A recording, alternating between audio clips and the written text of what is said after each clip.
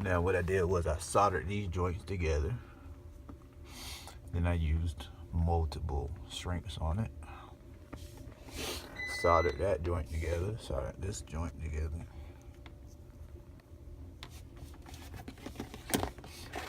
Then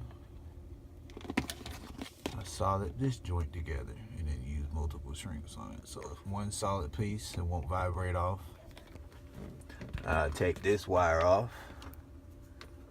So I'm gonna pull this entire wire through to the tank, and this wire, I won't need this one anymore. So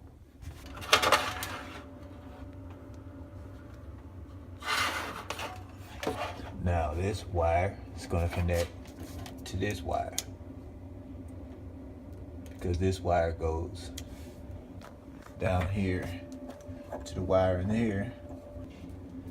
As you can see, I burnt this wire up, so it got hot and it melted. The heat shrinks on the wire.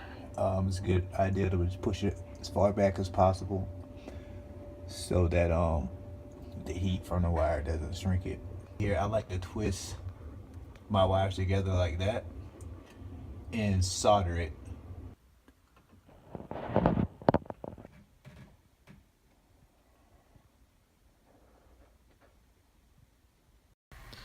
This is what happens when you don't run fuses on your car. You start cooking stuff. All right, literally, I cooked my wires. I roasted them. So, yeah, and it scared me. I mean, I almost had a heart attack. I got a lot of time and money invested in this car. The top relay is for the pump inside the tank. The middle one is for the inline pump, which I no longer have on the car anymore. And the bottom one is for the water methanol.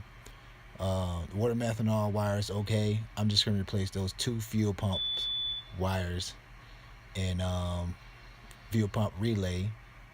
And I'm also going to run both of them to one pump, the pump inside the tank. Now, here I have the two relays that I'm going to be wiring right back into the car. So hopefully this thing stays cool and it runs flawlessly. As you can see, the yellow wire is already soldered and taped up. That is the wire going to the ECU to power on the relays.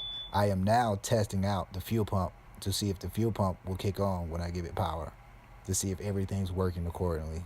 And everything works on the system and everything's good to go.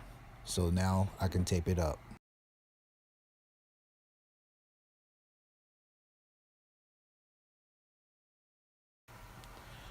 We got two wires left, the yellow and the black wires. I'm going to twist the yellow wires and the black wires together and run them to these two wires here. And those wires will run from there and go directly to the battery. Well, the fuses, then the battery. Once my fuses come in, I will wire those up. Now I can proceed in wiring it up.